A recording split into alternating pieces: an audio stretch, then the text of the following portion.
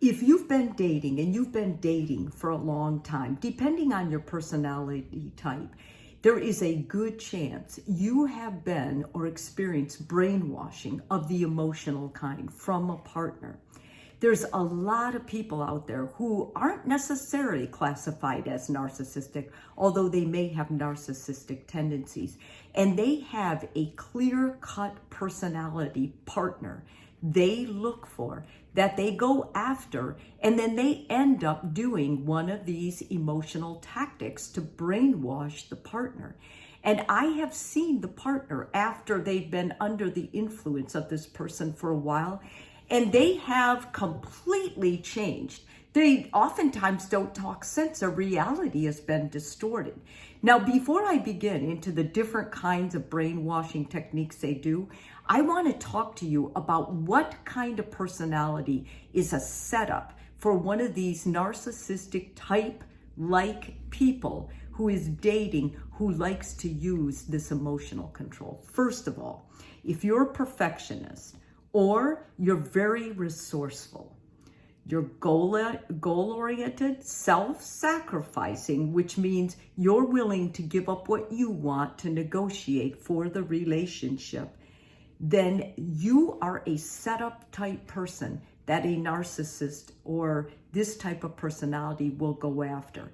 So what I'm going to tell you for up front is if you are those things I just described, it's important, especially if you feel like you're overly that way, that you really try to be very careful, very skeptical when you begin dating. Question everything, every personality or motive they seem to have, because you're a setup. And it would be very easy compared to other people for you to get sucked in with someone like this. I want to go through the tactics now. Number one, love bombing. We all know what that is, but that's a tactic a lot of these emotional abusers use. It's when they overdo, they overflatter, they bamboozle you. And let me tell you, it is very powerful. And what's interesting is you kind of expect it 1 or 2 days, but when you have it for 6 months consistently, just know you're going to pay at the end of this. And it's probably going to be sparse with degrading or one of these other types of mind control they use.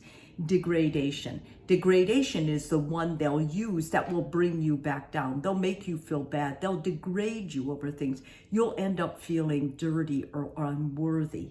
Verbal assaults. Many times these are sprinkled in, and you will try to even support them and go, well, I could understand why they were so mad. Nobody should ever be that out of control with their temper that they will verbally insult you, especially if they're dating you and you are their significant other. Emotional blackmail. Many times people are sucked into bad situations and kept there because this person has something, you've been vulnerable, this person may have something on you, and they won't use this tactic until they do. And that's important for you to remember before you let them take photos of you in any self-compromising way. I would say the whole time, no one should want to exploit you on a picture of any kind. Be careful who you send those to. Any kind of dominance, any kind of creating anxiety, or if they try to make you feel shaky, they try to make you feel unsure, and they know specifically that you're a perfectionist and they kind of put you on edge, that would be a way they're trying to create anxiety to make you question yourself and make you less confident. Any unrealistic standards or expectations, when you see those, now that's why I'm really talking to you perfectionists, because you yourselves have unrealistic standards and expectations. Be very skeptical, please, to avoid being in a relationship with someone who is going to hurt you, who's going to emotionally just totally drain you from who you used to be. You don't need that in your life. No one does. That is toxic. Any kind of isolation, if they want you alone to themselves, that should make the hair on your neck stand up. That is not normal and it's not healthy.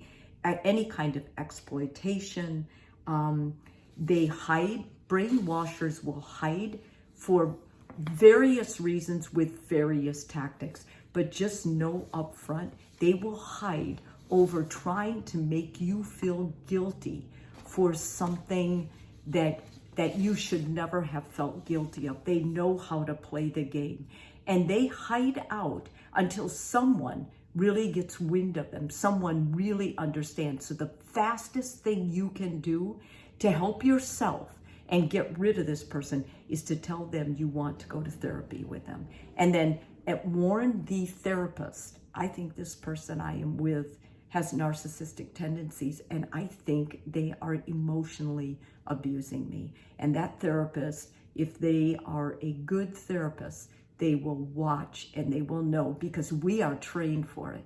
And a lot of people have told me you won't be able to see through him or her because they're so good. And I'm like, oh, I think you can trust me.